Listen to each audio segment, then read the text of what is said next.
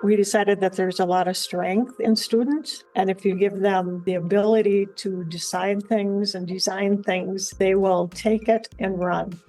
This is the Education Crisis, what it is and how to fix it. I'm your host, Tembi Duncan.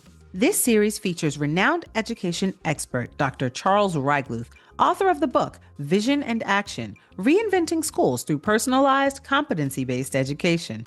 Together, we examine the crisis in American education. What has caused the crisis? What our schools need to be like to fix the crisis? How to successfully transform to that very different kind of school, and what you can do to help your schools to transform. This series has 10 chapters, and each one is split into 2 parts: discussion with Dr. Reigeluth and conversations with educators from around the country who are successfully operating in a transformed school, as well as organizations that help schools transform. Each chapter of this series builds on the previous chapter, so for the full picture of school transformation, we suggest you listen to the chapters in order first, then revisit those chapters that most interest you. If you're listening to this series, it means that you know that our education system is broken and you want to do something about it. The good news is that transformation is possible. Thousands of schools have already done it. Stay tuned to learn how to change our schools for the better. Chapter 1. Why do we need paradigm change to address the crisis in education? Here to answer this question is Dr. Charles Reigeluth, a prominent and celebrated voice in the field of education. Dr. Reigeluth, why is this podcast important? K-12 education is in crisis in the United States, and this is true for private schools and our best suburban schools, as well as less affluent public schools. Why is this so? One big problem is insufficient learning. Well, our schools don't do well in international comparisons. According to the Program for International Student Assessment, 15-year-old students in the U.S. ranked 18th in science and 37th in math among OECD countries in 2018. Yet we spent an average of $3,100 more per student that year than the average of the other OECD countries. The OECD is the Organization for Economic Cooperation and Development. But our schools are not just bad in international comparisons. The National Assessment of Educational Progress, or NAEP for short, reported that in 2022, reading scores for 4th graders dropped by the largest margin in 2 decades. What's worse is that only 33% of 4th grade students were proficient in reading in 2022, and 31% of 8th graders. That's less than 1/3 of students becoming proficient in reading. For math, it's 36% of 4th graders and 26% of 8th graders. A report from the Annie E. Casey Foundation indicated that nearly 70% of 8th graders from low-income backgrounds were not proficient in math. 70%. This is really abysmal, and I'll talk about how to solve this problem. Also, data from the ACT and SAT assessments reveal that a significant percentage of high school graduates are not meeting college readiness benchmarks. For instance, ACT data indicate that only about 40% of students met all 4 college readiness benchmarks in recent years: English, math, reading, and science. This is really a big problem, but academic achievement isn't the only problem. The National Center for Educational Statistics reported that in the 2021 to 22 school year, about 19% of students ages 12 to 18 reported being bullied during school. That's about 1 in 5 being bullied, and that can negatively affect those students for their entire lives. Another big problem is that students are not learning the things that are most important for them to become successful, happy adults in the digital age of artificial intelligence. This is partly due to what's taught in schools, but it's also due to the high dropout rate. In 2022, there were 2.1 million dropouts between the ages of 16 and 24, according to the National Center for Educational Statistics. 2.1 million dropouts ill-prepared to succeed in an increasingly technological and complex world. And they're people who are becoming angry about being left behind. Other problems with our schools include lack of motivation to learn, more disciplinary incidents, expulsions, truancy, student anxiety and depression, suicides, teacher burnout, teacher shortages, and much more. I'll talk about how to address all these problems. And I'd like to point out that China's focus on education is what has greatly increased its economic prosperity and standards of living over the past few decades. For example, China has been reported to graduate over 1 million engineering students annually, while the United States graduates around 100,000 to 150,000 engineers each year. America can't be great without a strong educational system. Wow, clearly America's schools are indeed in crisis. Yes, perhaps most importantly, our schools are not meeting most of our students' individual needs. Here's an analogy. Imagine if our education system was like a transportation system. Let's say the one-room schoolhouse was like a horse, flexible to meet individual needs. Then came the industrial age, where our schools became like a railroad, with everybody traveling toward the same destination at the same speed, or they got dropped off along the way. Now that we're in the digital age, we need our educational system to be like a car, so every learner can go where they need to go on their own schedule and at their own pace. So the current school structure itself makes it hard to address widely differing individual needs in a classroom. It also makes it hard to give students a love of learning, to truly motivate them, and motivation is key to accelerating learning and promoting lifelong learning. It's the structure of our school systems that makes it impossible for either our slower learners or our faster learners to reach their potential. This podcast will explain why our school structure, which was designed for the industrial age, is failing our students in the digital age. Then it will describe the digital age paradigm of education that helps every child reach their potential. And it will offer suggestions about what our listeners can do to help their schools to transform to better meet the needs of students, their parents, their communities, and even their teachers. Also, we'll talk with educators from some of the more than 1,000 schools nationwide that have transformed to this learner-centered paradigm of education with great success. I'm excited to learn about workable solutions to the current challenges in our schools. But before we dive in, can you tell us a little bit about your background and why people should listen to what you have to say? I remember the exact day when I was 16 years old that I walked out of the school building very frustrated with my learning experience and decided to dedicate my life to making education more enjoyable. What was the cause of your frustration? Was there one incident that happened, or were you just generally disheartened with your high school learning journey? Well, that day, it was the straw that broke the camel's back. The frustration had been building because I really wanted to learn, but my classes and homework were so tedious and boring that it made me hate learning, which was a very conflicted situation that I felt I should try to do something about. So you decided to become an educator so others wouldn't experience your same frustrations. What steps did you take to get there? When I went to Harvard, I understood that since it's a liberal arts college, I couldn't major in education, but I was able to take some graduate level courses in education. Then, when I graduated, I understood that I needed to have some experience as a teacher in order to have credibility to change the system.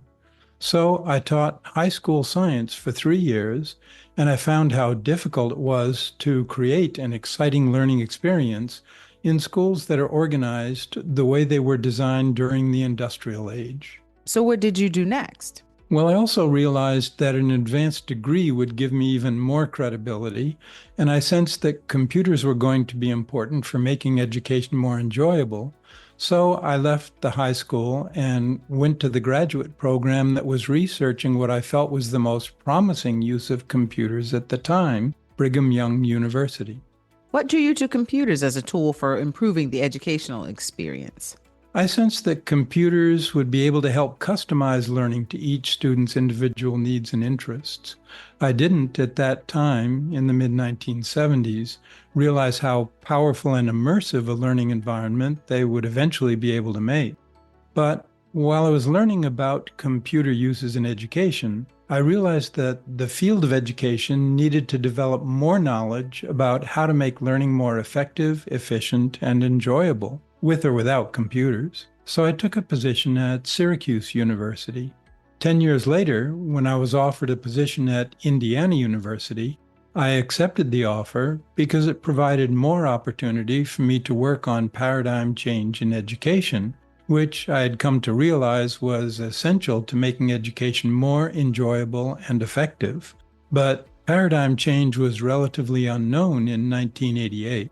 Did you get a chance to conduct any field research on this new educational paradigm? Yes, I did. As a part of my research, I served as the facilitator for a paradigm change project in the Decatur Township School District in Indianapolis. That resulted in the development of much useful knowledge about both what the new paradigm should be like and the process for transforming from the current teacher-centered industrial age paradigm to the learner-centered digital age paradigm. But why do we have to change the whole paradigm? Is it possible to just change certain parts of the educational system? Well, let's begin with the understanding that people learn at different rates. I think we can all agree on that. Yet, in our current system, we teach a fixed amount of content in a fixed amount of time. So slower learners are forced to move on before they've learned the material, and they get gaps in their knowledge that make it more difficult for them to learn related material in the future. That really condemns them to flunking out. And that was actually a good thing in the industrial age, when manual labor was the predominant form of work, so we didn't need to educate many people to high levels. We needed a system that would sort out the manual laborers from our schools. Why is that no longer appropriate? Well, the industrial age has given way to the digital age, in which knowledge work is replacing manual labor as the predominant form of work. So far more people need to be educated to higher levels. Currently, we have to rely on immigration to get enough educated workers. For example, many of our doctors and many in our tech industry are foreign-born. But the digital age has also brought much more complexity into our lives. Computers and mobile phones, with all their growing numbers of apps, navigating our healthcare system, navigating retirement, buying and selling a home, and the list goes on. Just look at how much more complex it is to use a TV compared to in the 1960s. Now we have cable, satellite, and internet-based reception, many apps for streaming shows like Netflix, DVRs and cloud for recording shows, and much more. In addition to knowledge work and complexity, a third issue is humanity. Our system, which was designed to sort out the slower learners, did so by creating a stressful, competitive learning environment where the major incentive to learn was grades. It was this unpleasant learning environment that spurred me at the age of 16 to dedicate my life to changing the system. And now the digital age has made such paradigm change essential to the success of our society and our children's futures.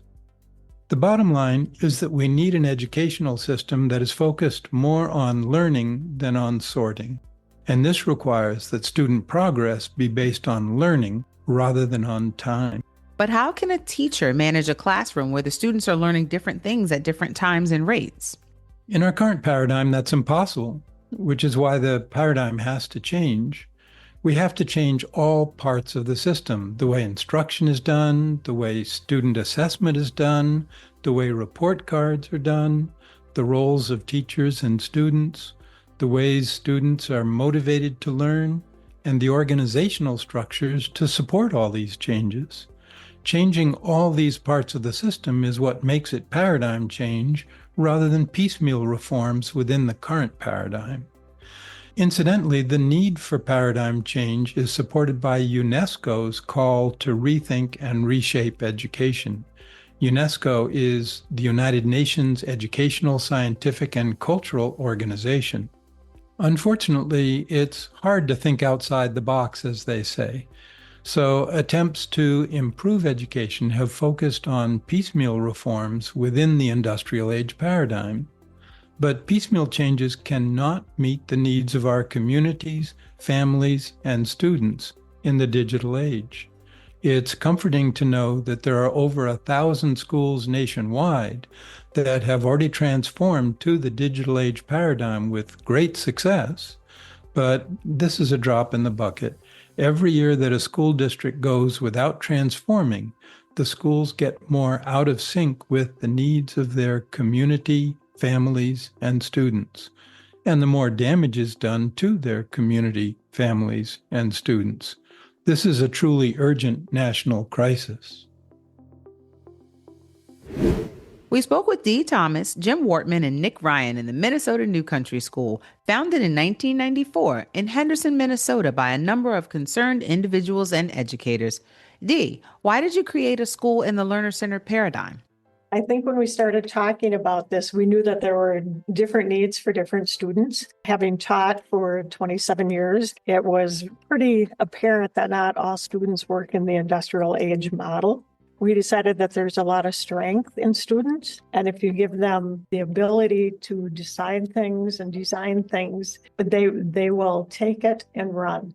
Jim, how do you find families willing to explore such a different approach to their children's education? So we keep finding students who are disenfranchised with that model. They find us, I should say, but we have to individualize our program for kids. Nick, how do the students respond to a new way of learning? Way back in the day, I went to a very traditional high school, and I think students really pick up on right away that this isn't what real life looks like. We don't have that real world versus your school world mentality here. Like, this is the real world. What you're doing here is what the rest of your life is going to look like. You're doing projects, you're organizing yourself, you're advocating for yourself. I think our education system should transform to meet the needs of the diversity of learners. As an education system, we should be making a series of smaller schools. We shouldn't be building schools that go beyond 200 students.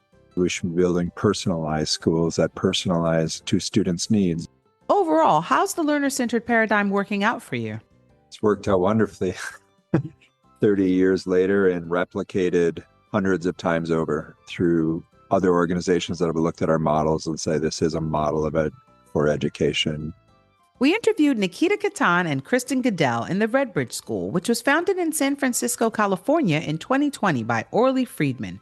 Nikita, how did you create a school in the learner-centered paradigm?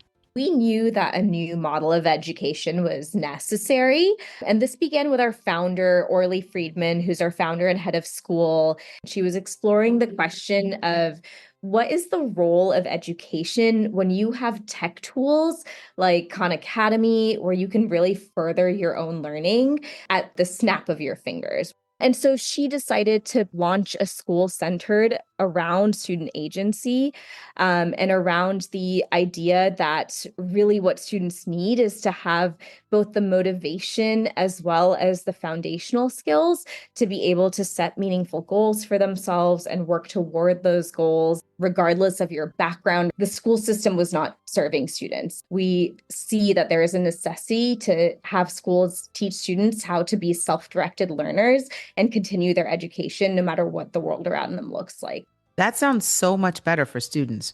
Kristen, how is the new paradigm for teachers?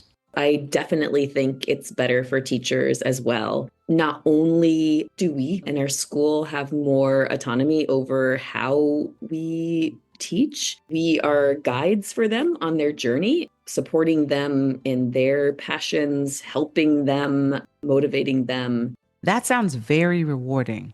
How is the new paradigm for parents? I absolutely believe that this learner-centered paradigm is better for parents and for communities as well, for a few reasons. In terms of parents, I think that the biggest thing that we see a difference with in our school is that students really love coming to school. Our parents really trust us, and that's based off of this warm and caring environment that we've created for our students where they feel a sense of ownership in this space. So I absolutely think it's better for parents and for the community as well. How has the transformation process been for you? It's definitely a difficult endeavor. It's not easy. We're solving complex problems. We're growing this model from the ground up. So, especially in these early years, there's just a lot of work to be done, a lot of details and nuances to be figured out. But I can't imagine going back to a fully traditional model and a fully traditional system where one person is in charge of all the aspects of development of 30 kids or more, and is often in an enclosed room with very little space for collaboration with others to be able to talk to other like-minded educators and get to know their students as individuals and really meet their needs as individuals. For me, I wouldn't say that my day-to-day is more difficult. I have a cohort right now of 20 kids in my autonomy level. And these students might have a different reading, math, writing teacher, and they're seen outside by the whole team of teachers that we have. And so it has this sense of collective support that I never had when I was teaching in a more self-contained classroom. We're all educators that really get excited about how we can do this. And so even though it's been a lot of hours of work, it's been exciting. And that part hasn't felt difficult for me as an educator here. Dr. Reigeluth, you've published 13 books, and 7 of them have won awards for Best Book of the Year by professional associations. You and Dr. Jennifer Carnop wrote Vision and Action, which provides the foundation for this series and offers proven guidance to anyone interested in paradigm change. Can you say a few words about that? Sure. There are 2 kinds of knowledge that school systems need to transform themselves: a vision of what the new paradigm should be like, and actions to transform a school system to the vision. To use an analogy, it's like deciding on the destination for a trip and deciding on the route to get there. Both are important. So our book offers proven guidance for both the vision and the action based on practical experience and research. But it's essential to understand that communities differ greatly from one to another. Communities have different needs and different conditions, so paradigm change is not a cookie-cutter process. Our book provides guidance for users to adapt both the vision and the action to their local context and needs. Our book also identifies resources that users can access to facilitate their process, including exemplary schools that have transformed, that educators and parents can visit to get ideas, and nonprofit organizations that can help them with both the vision and the transformation process. This book is an essential resource for anyone who wants to change our schools for the better. Dr. Reigeluth, thank you for joining us for this important conversation. Thank you for having me. I look forward to more conversation about this important issue. Before we end this chapter, listen closely for a special offer. Listeners of this podcast receive 20% off Dr. Reigeluth's book, Vision and Action, with the exclusive code VA20 when you order directly from solutiontree.com. This offer is only available for a limited time. Visit solutiontree.com to order your copy today. We're deeply grateful to everyone who supported our GoFundMe campaign, including Roberto Joseph, Fred O'Neill, Unak Beck, and Olga Morrill. The campaign is called Help End America's Education Crisis Now, and the link is in the show notes. Donate today to help us keep this podcast available to all. Thanks so much to Dr. Reigeluth, as well as our guests from the Minnesota New Country School, Dee Thomas, Jim Wortman, and Nick Ryan, and from the Redbridge School, Nikita Katan and Kristen Goodell. That's it for Chapter 1 of The Education Crisis, What It Is and How to Fix It. I'm Tembi Duncan, and remember, the future of education is in our hands.